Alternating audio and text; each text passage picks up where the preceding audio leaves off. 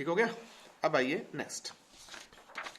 अब ना अपनी कॉपी पे क्या करना, 2 नंबर पेज है, ठीक है। अपनी कॉपी पे तरीके से ना यूं करके ऐसे 4 पीस कर लेना, ठीक है जी। यहां लिख देना प्रॉपर्टी, क्या लिख दोगे, प्रॉपर्टी। यहां लिख देना अल्फा पार्टिकल, यहां लिख दोगे बीटा पार्टिकल, और यहां लिख देना गामा रेज या गामा पार्टिकल, जो आपकी मर्जी। पहले मुझे बताओ, लिख दिया? चलिए अब जैसे फर्स्ट नंबर पे बनाना आइडेंटिटी। हाँ जी, क्या आइडेंटिटी है इसकी? जो अल्फा पार्टिकल है आप जानते ही हैं 2 हीलियम 4 होता है, या इसका नाम क्या होता है, डबली आयोनाइज्ड हीलियम, है ना, helium nucleus, doubly ionised helium nuclei. क्या बोल देना, doubly ionised helium nuclei. Doubly लिख दोगे ना यहाँ पे, डबली आयोनाइज्ड हीलियम न्यूक्ली। वही 2 हीलियम 4 आप जानते ही हैं। बीटा पार्टिकल क्या होता है, चाहे इलेक्ट्रॉन का हो, ये आपको केमिस्ट्री में सर पढ़ाती हैं, चाहे पॉजिट्रॉन का हो, है ना। बीटा पार्टिकल दोनों ही होते हैं, इलेक्ट्रॉन भी बीटा पार्टिकल है बेटा, और पॉजिट्रॉन भी बीटा पार्टिकल है। आगे बात समझ? सर ये भी ठीक है। और गामा क्या होता है, जानते तो हो यार, इलेक्ट्रोमैग्नेटिक रेडिएशन बोल दो, चाहे फोटॉन्स बोल दो, आपकी इच्छा। 1 नंबर पॉइंट। ऐसे ही मैं इसके 10-12 पॉइंट लिखाऊंगा, ये भी वही चीजें हैं, दूसरा, है ना। अब आइए इसकी स्पीड पे ध्यान रखना। जो अल्फा पार्टिकल है इसकी स्पीड आमतौर पे 0.01% ऑफ वेलोसिटी ऑफ लाइट होती है। तो वैसे तो इसकी रेंज होती है सभी की बेटे, लेकिन अपने इतने डिटेल में जाएंगे तो इतना याद नहीं होना हमारे को, ठीक है ना जी। तो स्पीड क्या होती है इसकी, सी की वेलोसिटी ऑफ लाइट की 0.01% होती है, ठीक है। और इसकी कितनी होती है, बीटा की 1% से 90% ऑफ सी। और गामा की कितनी होती है, सी ही होती है, अब जानते हैं, ये भी ठीक है। ये तो पता ही है। अगर मैं कहूं भाई चार्ज बताना कितना होता है, आप कहोगे जी इसका +2e, इसका ±e, और इसका 0, यू नो वेरी वेल। अरे फोटोन तो न्यूट्रल होता है भाई। और अगर मैं कहूंगा मास बताना, इसका कितना होता है बताना, 4 मास ऑफ प्रोटॉन, इसका तो आप जानते हैं इलेक्ट्रॉन के मास के बराबर। और इसका गामा का मास कितना होता है, गामा का देखो, अगर तो पूछे आपसे रेस्ट मास, वो तो 0 है। हाँ, मूविंग मास जरूर होता है, E = mc², याद आ गया, आइंस्टाइन इक्वेशन, है ना। लेकिन इसमें m को क्या बोलते हैं, मूविंग मास, याद आ गया होगा अब तो बेटे।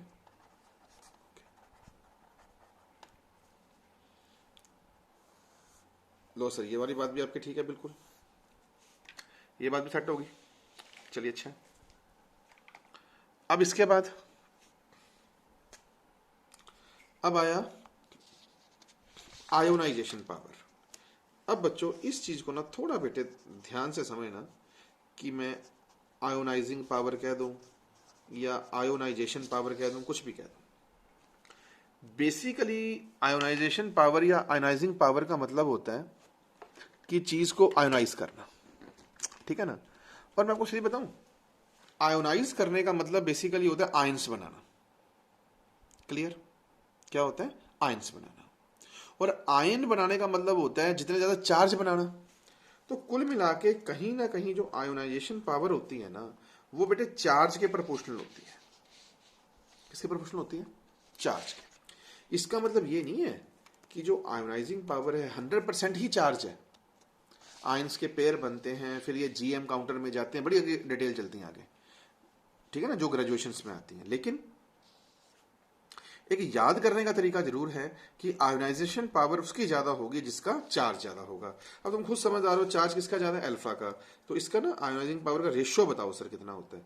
तो आपको ना बेटा पर्टिकुलरली ये चीज ध्यान रखनी है कि जो आयोनाइजेशन पावर है इसका रेशियो बेटे ये चलता है, मतलब 10 की पावर 4। बड़ा अच्छा क्वेश्चन है ये, मैं वो क्वेश्चनों को बना बना के सिखा रहा हूं आपको, ठीक है ना। ये होती है आयोनाइजिंग पावर, 10 की पावर 4, 10 की पावर 2, 1। जब मल्टीपल करेंगे ना तब मैं आपको ये भी बताऊंगा कि चार्ज की कितनी पावर होती है, उसकी रेंज क्या होती है, उसकी स्किन डेप्थ क्या होती है, ये तब बात कर लेंगे। लेकिन कम से कम समझ तो आए एक रेशियो, है ना। चलिए, आयोनाइजिंग के बाद अगली होती है पेनिट्रेशन पावर, कि कितना, कौन सी चीज ज्यादा पेनिट्रेट कर सकती है। ये ध्यान रखना, जिसका आयोनाइजेशन ज्यादा होगा ना उसका पेनिट्रेशन कम होगा बेटे। क्या बोला? जिसका आयोनाइजेशन ज्यादा उसका पेनिट्रेशन कम। तो इसमें उल्टी रेंज होती है ऐसे, ठीक है ना। अल्फा बीटा गामा, तो गामा की पेनिट्रेशन पावर सबसे ज्यादा होती है, इसकी सबसे कम, मतलब इसकी अल्फा की कम होती है। मेरे हिसाब से बात समझ आई होगी आपको। ओके, फ्लोरोसेंस वगैरह ये नहीं अभी करवाते हैं, ये मिलने पे ही करेंगे। इसके बाद हाँ जी हो गया।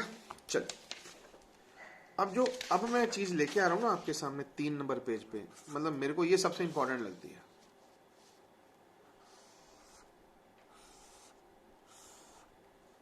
वही ये प्रॉपर्टी, ये अल्फा, ये बीटा और ये गामा। अब कहता है जी स्पेक्ट्रम बताओ कैसे कैसे बनते हैं, जो कि अगले दिनों में हमने करना है। हाँ जी, कहता है अल्फा बीटा गामा के स्पेक्ट्रम कैसे बनने, ध्यान से सुनना। अल्फा का होता है line and discontinuous spectrum. Alpha का स्पेक्ट्रम होता है लाइन एंड डिसकॉन्टिन्यूअस। अब गुप्ता सर ये लाइन एंड डिसकॉन्टिन्यू क्यों होता है जी, है ना, ये जवाब मैं आपको दूंगा मिलने पे। क्लियर? मिलने पे क्यों? 4-5 दिन बाद आ जाएगा, सॉरी 4-5 दिन बाद आ जाएगा। एक बार याद तो करो। बीटा का होता है कॉन्टिन्यूअस और गामा का होता है लाइन एंड डिसकॉन्टिन्यूअस। ये ध्यान रखना, ठीक है। Alpha line and discontinue, beta continuous और गामा लाइन एंड डिसकॉन्टिन्यूअस। अब ये हमने प्रूव करना है कि जनाब ऐसा ऐसा क्यों है, ठीक है जी।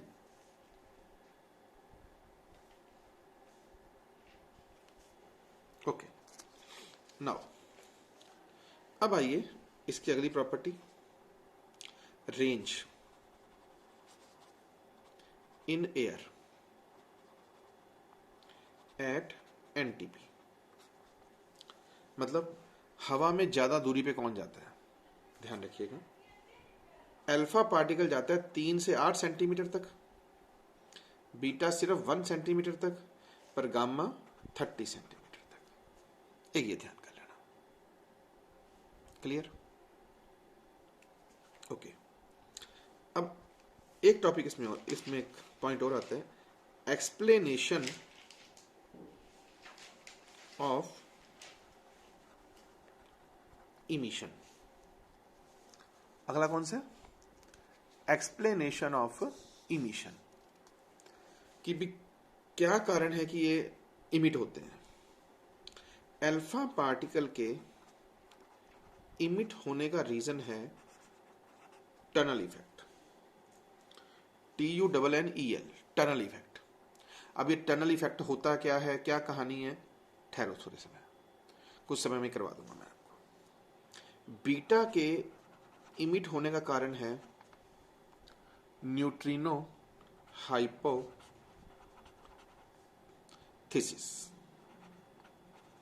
अब सर ये न्यूट्रिनो क्या होता है, ठीक है ना जी, और इसका क्या कारण है ये भी आपको बताते हैं। तभी मैंने बोला ना आपको कि ये एक ऐसी चीज है बेटे कि जिसके अंदर आपको आज मैं ये बता रहा हूं कि ये कुछ करना है हमने, पर अगर आपने इन सबको याद कर लिया तो आपके डायरेक्ट वाले MCQ and short very short 1 minute में खत्म हो जाएंगे।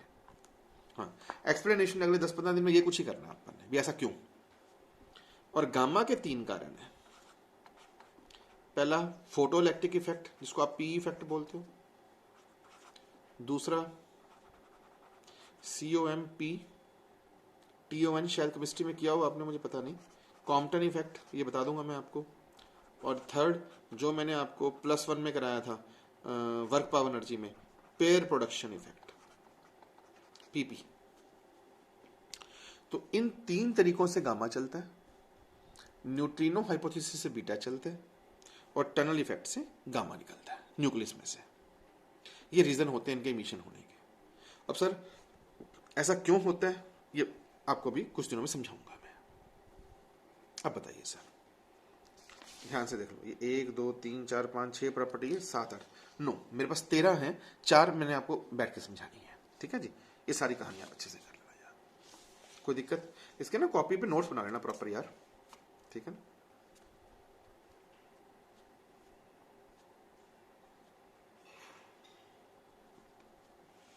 बोलो जी।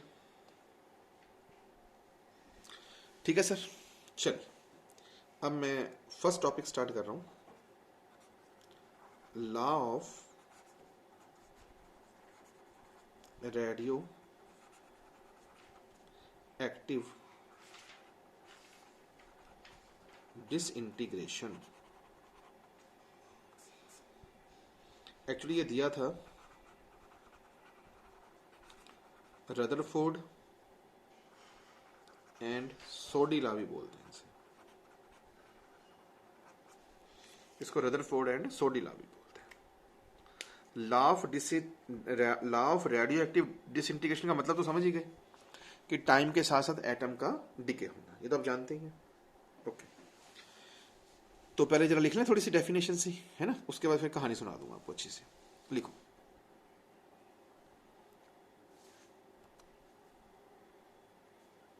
ठीक है ना, एक बार आप इतना लिख लो। ये समझ आ गया ना। एक्सप्लेनेशन ऑफ एमिशन में tunnel effect, neutrino hypothesis, tunnel की वजह से अल्फा, इसकी वजह से बीटा, इसकी वजह से गामा, और law of radio active integration, नया टॉपिक स्टार्ट कर रहे हैं, इसको रदरफोर्ड एंड सोडिलावी बोला जाता है। ठीक है जी, तो डेफिनेशन लिखना, the number of active atoms, the number of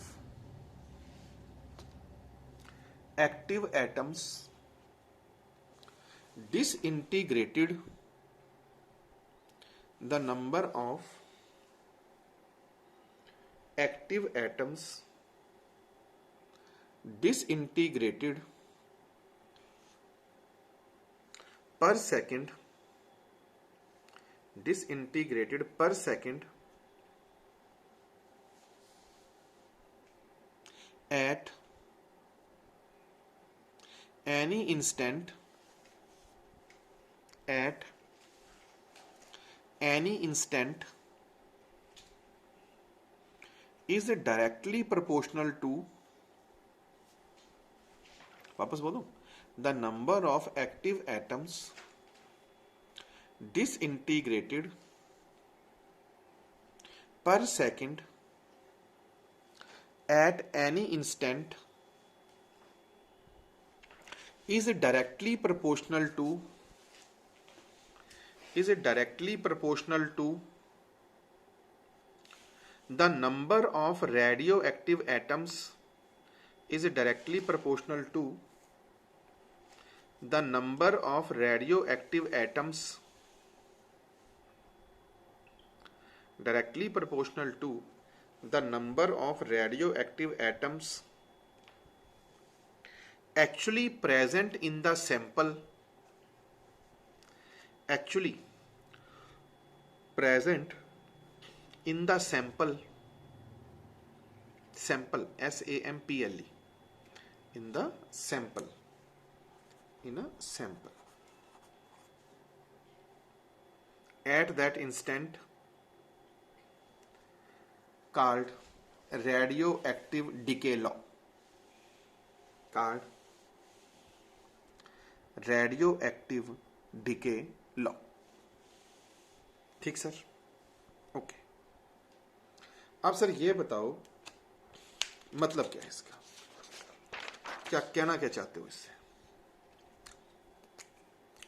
जो कहना चाहता हूं ना, अब वो समझना भाई, ये कैसे ये चैप्टर चलता है, ध्यान से सुनना। क्या होता है बेटे, ऐसे शुरू करना, लेट n0 कौन होता है,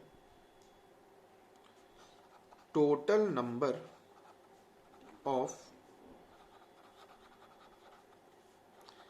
active atoms present originally in a sample at t equal to 0। t equal to 0 लिख दो या इनिशियल लिख दो।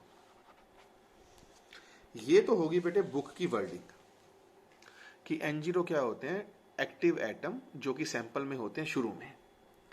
अब इसको मैं थोड़ी सी अपनी भाषा में समझा दूं। एक्टिव एटम का मतलब होता है जो चीजें सैंपल के अंदर है। अब प्लीज इस चीज को थोड़ा सा मेरी लैंग्वेज में समझना। इसको मैं यूं कह दूं कि जैसे मान लो मैंने पैसे खर्चने हैं, तो मेरी पॉकेट में जो चीज मेरी जेब में है उसकी काउंटेबिलिटी होएगी। मेरी पॉकेट में 100 रुपया है, तो व्हाट इज 100 रुपया, शुरू में मेरी पॉकेट में 100 रुपया था, व्हाट इज 100 रुपया, n0। अब now what is n, same to same, total number of active atom, ठीक है ना, present originally in a sample at time t, ये टाइम t पे है। अब मान लो मेरी पॉकेट में 60 रुपए हैं, तो 40 क्या हो गए मेरे, खत्म हो गए, डीके हो गए। लेकिन मेरा जो प्रोग्राम है वो 40 पे डिपेंड नहीं करेगा, 60 पे डिपेंड करेगा। मैं बारी बारी कह रहा हूं, तभी मैंने आपको डेफिनेशन लिखाई है। डेफिनेशन मैंने लाइन ही ये लिखाई है कि number of active atoms actually present in the sample, जो मेरी जेब में है। मेरे पास पहले 100 रुपया था, वो n0, अब मैंने 40 खर्च दिए, पर मेरी जेब में कितने हैं, 60 रुपए, वो है n 60 रुपए है, ना कि 40। ओके, नाउ अब आइए, what is rate of decay.